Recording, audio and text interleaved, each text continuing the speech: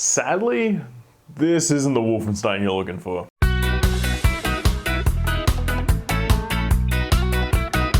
Alright, so Wolfenstein Youngblood, as you probably already know, is a first-person shooter.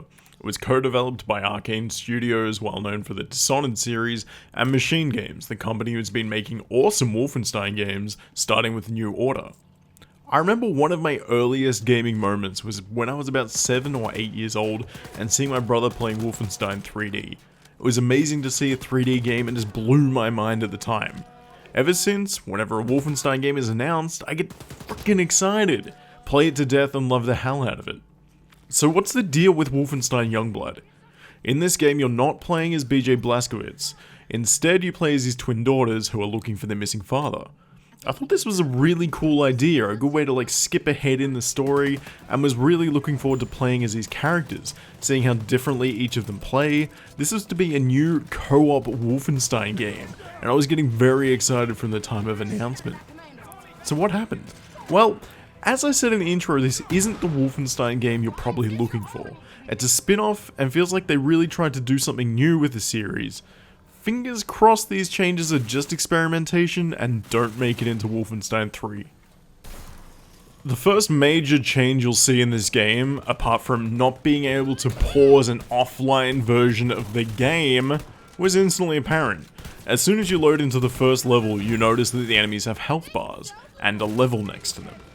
It feels like they've tried to go a much more arcade loot shooter style feel to it, and it was immediately jarring. The health bars and levels do go a bit further, and they try to add a mechanic of different shield types. These are shown by either an open square or a line that different weapons can more easily get through. This seems like a cool idea, but it just made the enemies feel too much like bullet sponges, requiring lots of ammo, time, and patience due to having to switch weapons for different enemies. It was particularly annoying when you had multiple in the same environment. You can no longer pick a favorite weapon for an enemy interaction like you used to do in Wolfenstein, and instead have to use the weapon that does the specific type of armor piercing. The levels of the enemies are one thing that just feels like a major gate to the enjoyment of the game, and it breaks your immersion in it entirely.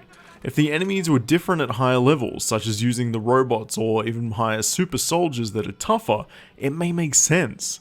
Instead, you're fighting the exact same enemies throughout. They look exactly the same, they just have a higher level number next to them that makes them bullet sponges and can one-shot you.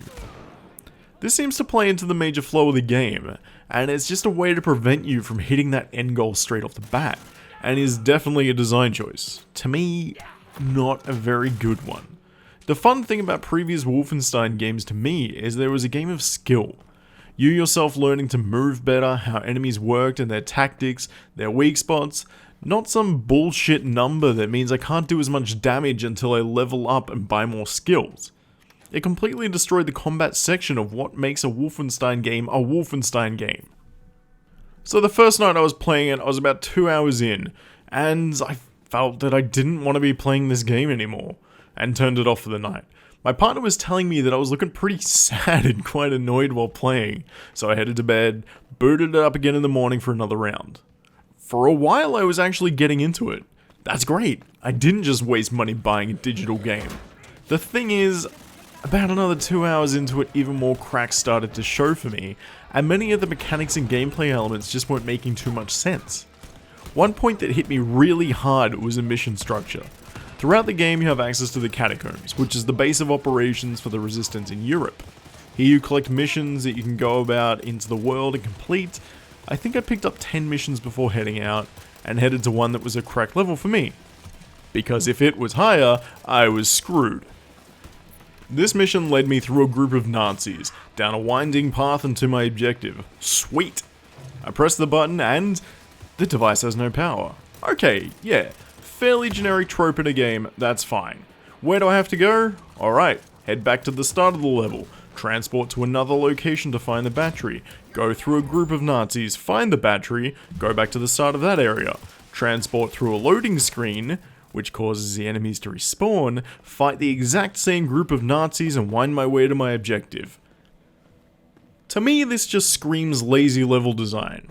And it's a design that some people may enjoy, but for me, this just feels like shit.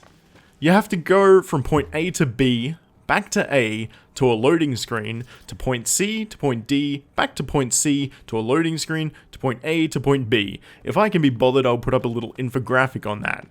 Without the loading screen and respawning enemies, it could have been fine. If it was in the same area, but slightly off the beaten path, that didn't cause the enemies to respawn, I would have been happy as a pig in shit. As you're probably seeing from what you're seeing, is that the game looks amazing. And as always, the animation and environments are beautifully done.